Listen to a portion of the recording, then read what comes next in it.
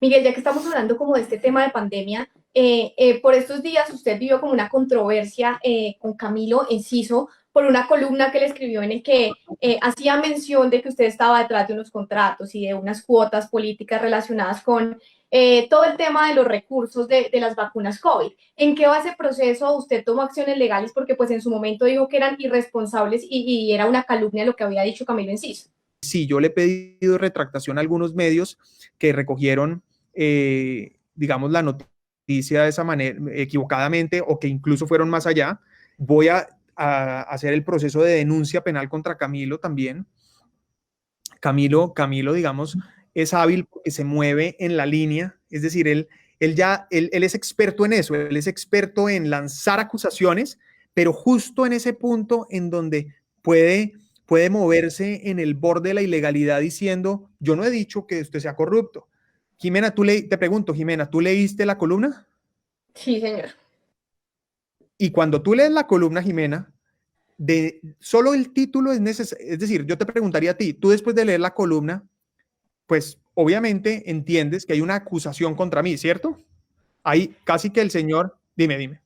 Incluso Miguel, claro, por supuesto es que además usted por eso va a tomar esas acciones legales frente a Camilo Enciso, porque además usted dice que no tiene unos argumentos, seguramente ya cuando empiece este proceso ustedes, cada uno va a presentar las pruebas que pueda tener frente a lo que cada uno está diciendo y la versión que está respaldando.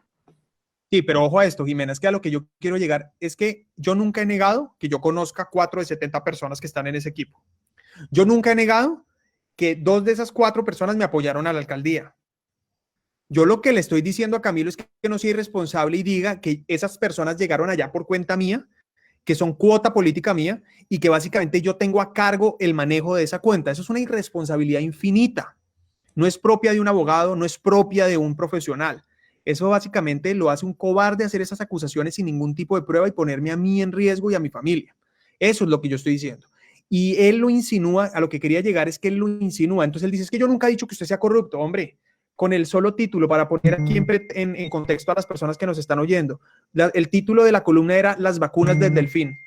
Ya con eso están insinuando que las vacunas son, primero, usa el concepto de delfín mal utilizado, pero bueno, él lo que quiere son likes en Twitter y pues ahí los tuvo. Pero segundo, está insinuando que yo tengo algún control, manejo sobre las vacunas. Y vuelvo, repito, es una irresponsabilidad infinita y es una insinuación que claramente busca perjudicar mi buen nombre.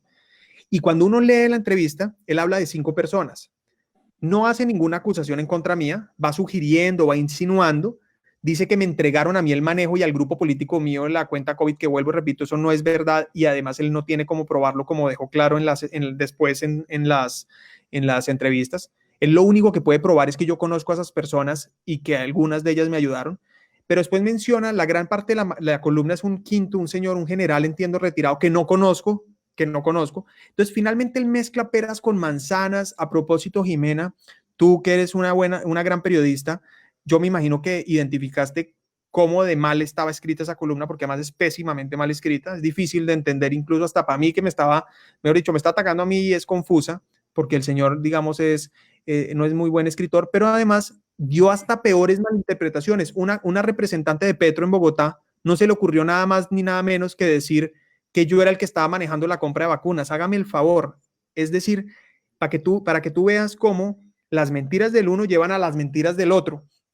Aquí ya para terminar la historia, yo a esa representante pues le respondí primero que el problema de ella era algo casi que de comprensión de lectura, porque ni siquiera entendió las mentiras de Enciso, ¿no? Fue mucho más allá. Y yo creo que eso es parte de la discusión que tenemos que dar. O sea, el fondo de esta discusión ya no es Miguel Uribe.